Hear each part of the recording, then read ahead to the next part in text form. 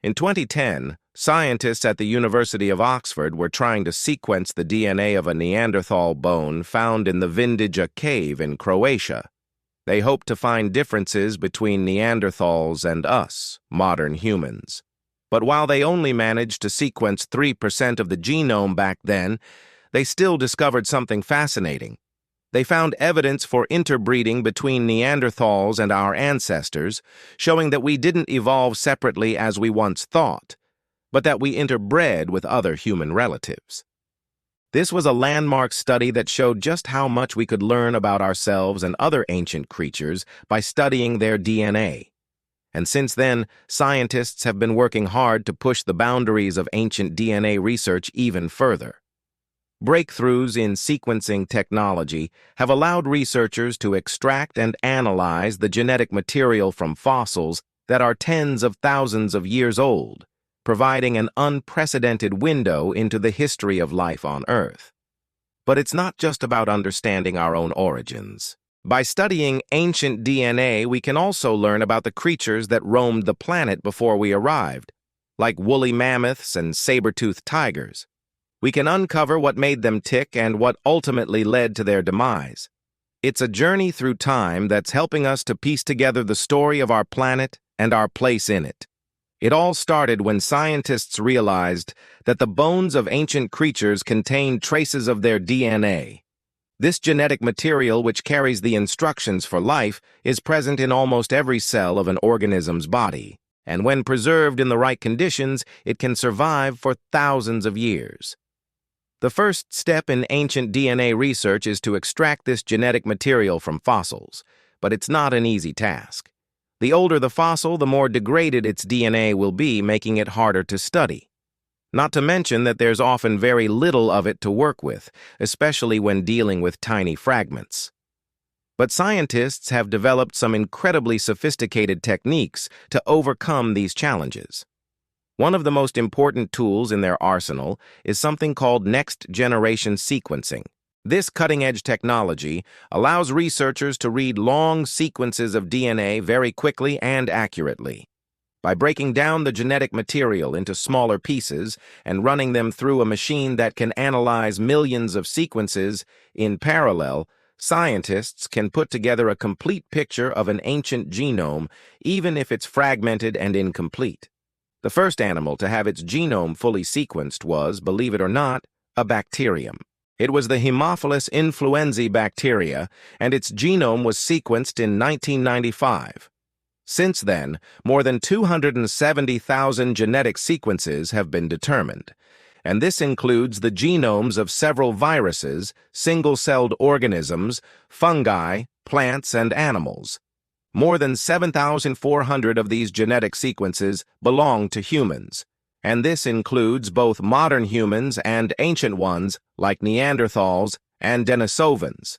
We already mentioned that groundbreaking study about Neanderthals done by the University of Oxford in 2010. Well, after that study, scientists had a lot of interest in the DNA of Neanderthals and Denisovans. In 2014, researchers at the Max Planck Institute for Evolutionary Anthropology in Leipzig, Germany, announced that they had successfully sequenced the genome of a Neanderthal woman who lived in the Altai Mountains in Siberia around 50,000 years ago. This discovery provided an even clearer picture of our evolutionary history and showed that Neanderthals and Denisovans weren't just different species, but actually distinct populations within a larger group of ancient humans. And in 2022, scientists went even further when they published the first high-quality genome sequence of a Denisovan, a member of another ancient human relative that lived in Siberia until around 40,000 years ago. These individuals were previously known only from 3 bone fragments found in a Siberian cave. The new research suggests that Denisovans split from the lineage leading to Neanderthals and modern humans somewhere between 700,000 and 800,000 years ago. And although they were morphologically similar to Neanderthals, they had a number of genetic differences that set them apart. For example, Denisovans had larger brains and more body hair than Neanderthals, and they also had a distinctive shape to their skull and teeth. Denisovans are particularly interesting because they show evidence of interbreeding with both Neanderthals and modern humans. And by studying their DNA, scientists hope to learn more about these ancient encounters and the genetic legacy they left behind. Overall, the study of ancient DNA has revolutionized our understanding of human evolution and our place in the natural world. It's a field that continues to push the boundaries of what's possible, and each new discovery brings us closer to understanding the story of our planet and our place in it. Now let's move away from humans for a bit and talk about another popular subject of ancient DNA research, woolly mammoths. Woolly mammoths are one of the most iconic creatures from the Ice Age. These giant mammals with thick coats of fur and long tusks roamed the northern hemisphere for hundreds of thousands of years. But woolly mammoths weren't just large and hairy. They were also surprisingly adaptable. As the climate changed, woolly mammoths migrated to new areas and evolved new behaviors to survive. For example, they developed the ability to walk on water, allowing them to reach new feeding grounds. Woolly mammoths were also social animals who lived in herds and used their tusks for fighting, mating, and defense. And they had a complex communication system to warn each other of danger and coordinate their movements. But despite their many adaptations, woolly mammoths eventually went extinct, along with many other Ice Age creatures. One of the leading theories for their extinction is that it was caused by a sudden change in climate. As the glaciers melted, the woolly mammoth's habitat changed dramatically and they were unable to adapt in time. Another theory is that woolly mammoths were hunted to extinction by humans. Humans have been hunting large mammals for thousands of years, and it's possible that they targeted woolly mammoths for their size and abundance. There's also the possibility that woolly mammoths were victims of a disease outbreak. Diseases can decimate populations, especially when they're widespread and affect multiple members of a herd. So, what does the science say? When did woolly mammoths go extinct? Well, thanks to ancient DNA research, we now know that woolly mammoths went extinct on the mainland around 10,000 years ago. But they continued to live on Wrangel Island in the Arctic Ocean until around 4,000 years ago. This suggests that woolly mammoths were able to survive for centuries, even after the rest of their population had died out. But it's not just the woolly mammoth's extinction that ancient DNA is helping to solve.